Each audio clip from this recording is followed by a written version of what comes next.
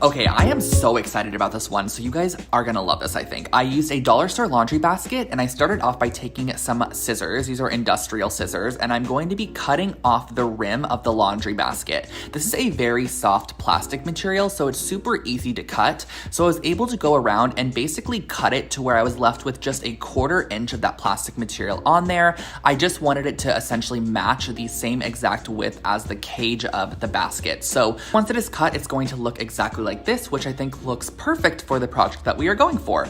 But I also use an IKEA light fixture, and I'm going to be placing this on top and just tracing around that light fixture to see where we're going to need to cut the hole. And this was just a perfect size for me to kind of stick my scissors in there to create the hole to start. Then I use my industrial scissors to go in and kind of cut out the entire circle. I believe these industrial scissors can also kind of be swapped for gardening shears, just anything that's a little bit stronger than your traditional scissor that will cut through plastic. But I just went around, cut out the circle. It cut out so simply and easily. It was such an easy process. And then you could simply pop in your little light fixture, and that is the essential base of your cage. I then went and used the same matte black spray paint I used on the chain, and I gave this a generous coat of the spray paint. I kind of did it in a couple of smaller coats to start, so I did the whole exterior of the cage. But also keep in mind that if you just wanted like a metal looking cage light, this could be sprayed in a copper, a brass, a silver, whatever you want, and it would instantly give it a very metallized looking simplistic cage light fixture.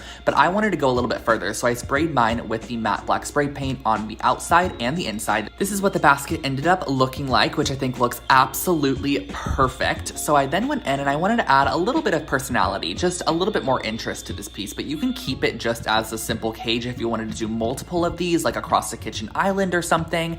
But I wanted to just create this to be a little bit more of a statement piece. So I used my macrame cording and I wrapped it around the whole entire top rim of this piece. So I kind of wrapped it about 7 times in each little square section, and then I moved on to the next square piece. And as you do this, you can kind of glue on the inside your rope and add on rope if needed. I like working with smaller pieces as opposed to super longer pieces, but I wrapped this cording around the entire top, and when I reach the ending, I'm just going to glue that piece down and then just cut off the strand. And I was like, I need a little bit more. So I went ahead and I added more macrame cording, and I added this just by simply weaving this in and out of the cage. So you're gonna kind of go through, go over a spoke there, and then go underneath the peg there. So I'm just gonna go in and out and wrap this all the way around the entire exterior of the cage light.